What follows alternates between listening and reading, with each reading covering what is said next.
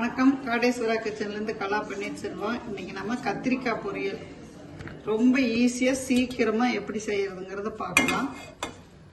நான் கத்திரிக்காய் ஒரு 1/4 கிலோ எடுத்து வச்சிருக்கிறேன். கொஞ்சமாக எண்ணெய் ஊற்றிக்கலாம். கடுகு, ஒரு 2 வரமிளகாயும் ஒரு பெரிய வெங்காயம் கட் பண்ணி வச்சிருக்கிறேன். நீங்கள் சின்ன வெங்காயம் வேணாலும் போட்டுக்கலாம். நம்ம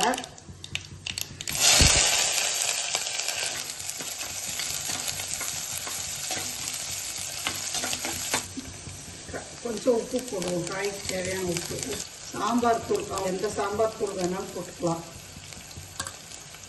எண்ணெய்க்குள்ளேயே போட்டுருங்க. கொஞ்சம் மஞ்சள் தூள்.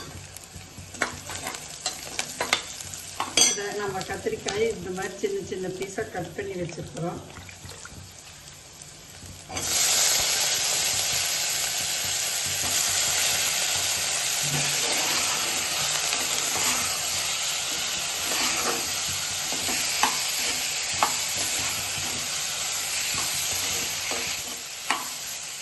நல்லா வதங்கிட்டு இப்போ லைட்டாக தண்ணி ஊற்ற வேண்டாம்.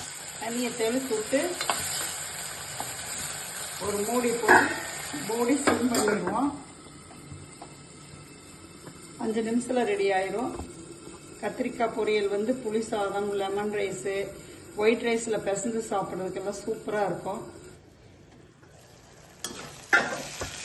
ரெடி ஆயிடுச்சு. இப்போ இந்த அளவுக்கு வெந்துடணும். அப்போ தான் உங்களுக்கு சாதத்தில் பிசைஞ்சு சாப்பிட்றதுக்கு நல்லாயிருக்கும்.